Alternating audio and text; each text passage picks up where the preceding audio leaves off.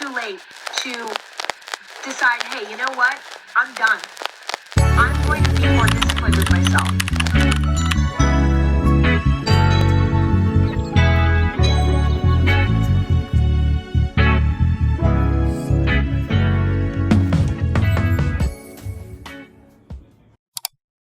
Hey guys, it's officially the first week of August, which means it's time for an August reset.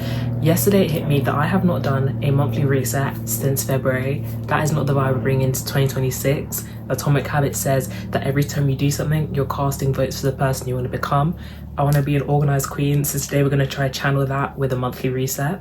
I hope this video serves as motivation for you guys, but also reassurance that anything you put your mind to, you can do it. Now let's get into the video. I've opened up my Notion and I'm going to be so real with you guys. I'm not close to achieving any of my yearly goals.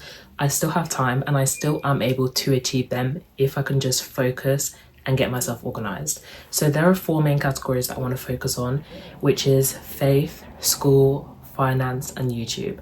So what I'm going to do is I'm going to just figure out what I wanted to get done in those categories and then write monthly goals accordingly. And I did make a list of all the topics that I want to learn over the summer, but because it is looking quite daunting right now, I'm just going to point out the ones that are highest in my priority list to learn them this month. And then from there, I'll create a timetable for that. I know for certain this book needs to be finished by the first week of this month because I was supposed to finish this book back in January and we are in August. It's not even that long of a book, I just have not put my head down to complete it. I am enjoying it, but it's very difficult for me to just read this book straight up, especially because it's about finance. But at the same time, if that's something that I want to progress in, we got to put the work in.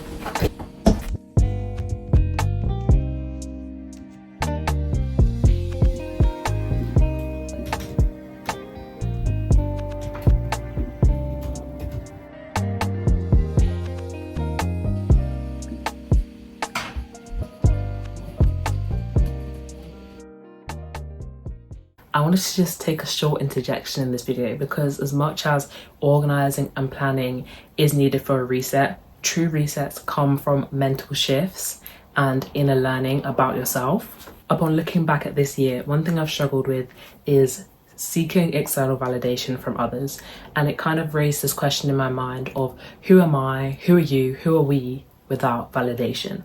Now, of course, we can have those desires to have validation from other people, but I've realized that when I was chasing external validation from others, it led to me feeling the tendency to compromise my standards or my morals to please other people. And the issue with that, and the issue in doing that, is that that actually takes away from me being myself, and it leads me into this cycle of being a version of myself that other people want to see. I remember I specifically used to struggle with this a lot during Bible studies. I actually didn't even realize this as much as I do now, but back when I first started doing Bible studies in about 2024, I would kind of tell my Bible study teacher the answers that she wanted to hear. Like I would know what the right thing to be saying was about the verse that I've read or how I interpreted that, how I felt about that. But in truth, there were so many layers to myself that I was hiding. And I realized that it was much better for me to be my transparent and honest self because that's how real growth happens. And it also took a weight off of my shoulder because there was no pressure to get praise or approval for having the right answers. And in truth, it wasn't even like I was getting special praise or approval for saying the right things. It was more so in my mind, I felt like my Bible study teacher would then see me as a better, more worthy student, when in truth, that's really just a lie that the devil's trying to tell me. Goals have been set, week has been planned, but what I have realised is that there are many little things that I've said that I want to be doing, but I haven't been doing. And one of those is filling out my prayer board. I have made a whole prayer board here. It's all ready, has my favourite verses, but I've never, ever filled out the sections. I have a section for prayers for others, prayers for the week. I'm actually going to just lock in, write down things in here. And I know that's not really going to make a massive difference, but with me writing down my prayers, that can actually help me have a more clear focus on what I want to do in the week.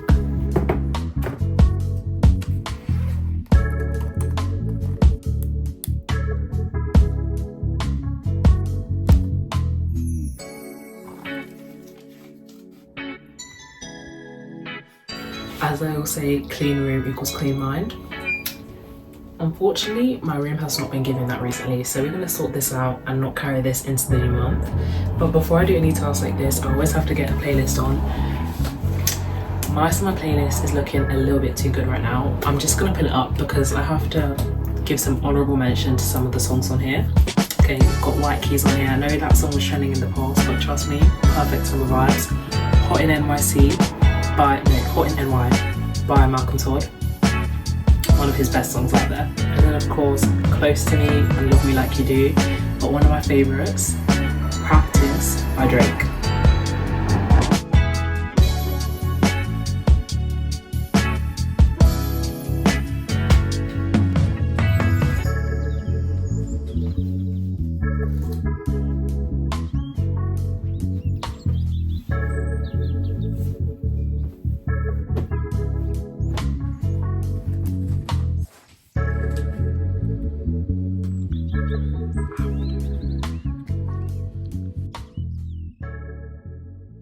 I'm a firm believer that if you romanticize stuff, it makes it 10 times more fun. Now, one thing that I used to do every single month is make a vision board slash screensaver that would be an envisionment slash embodiment of what I wanted that month to look like. So I'll just compile different pictures from Pinterest and put it all together. Here are some of the ones that I've done in the past. Oh, wait.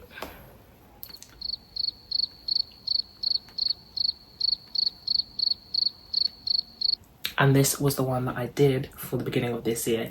Now I do love this, but it honestly does look a little bit dark. So we're gonna brighten it up and make a nice summery one.